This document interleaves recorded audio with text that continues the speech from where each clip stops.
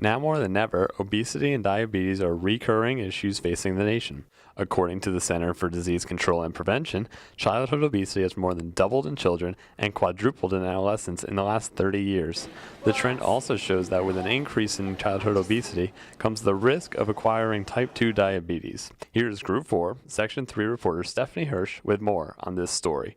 Obesity and type 2 diabetes have become unstoppable epidemics all across America, especially in children under the age of 18. According to the Center for Disease Control and Prevention, 17% of the children in America are either overweight or obese. Also, according to the CDC, these overweight children have the risk of obtaining prediabetes, which can eventually lead to type 2 diabetes. Now, with these alarming numbers and alarming diseases, doctors all across the nation wonder why this is happening at such a young age.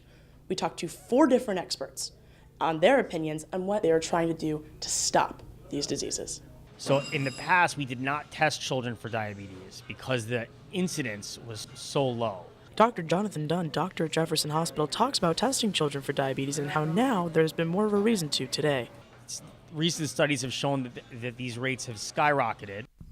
So first thing is their weight. So we always do their weight for their age. Dr. Andrea Mertz, pediatrician in Boulder, Colorado, explains the warning signs of diabetes, including a child's weight, thirst at night, and most prevalently, a dark skin formation called acanthosis nigricans that appears behind the neck in children with diabetes. You can show parents and say, look, this is right here on this kid. Dr. Terry DeClue, a pediatric endocrinologist at Tampa Children's Hospital, talks about how genetics does play a role in the rise of these diseases.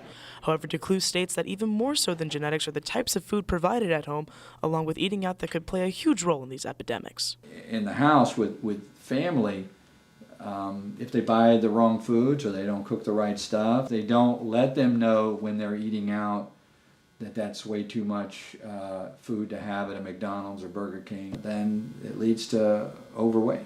DeClue then talks about what kind of diet he puts his patients on to control these diseases. We'll draw on a paper a dinner plate, and then we'll bisect the plate and tell them that half the plate should be non-starchy vegetables. The other quarter of a plate would be the starch, potato, rice, pasta, and the other quarter would be their protein. We finally spoke with Lori Lordich, dietitian at Temple University's Student Health Center, where she speaks about how these diseases can also stem from eating choices and exercise. A lot of times they're doing a lot of research to show that it is connected to overweight and obesity, which is connected to diet and lack of physical activity. That sedentary lifestyle can lead to developing overweight and obesity, which can develop into diabetes. Diet and exercise being the key reasons as to why childhood obesity and childhood type 2 diabetes has risen in America.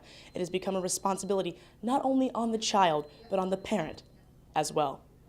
This has been Stephanie Hirsch, Group 4, Section 3, reporting from Student Health Services at Temple University.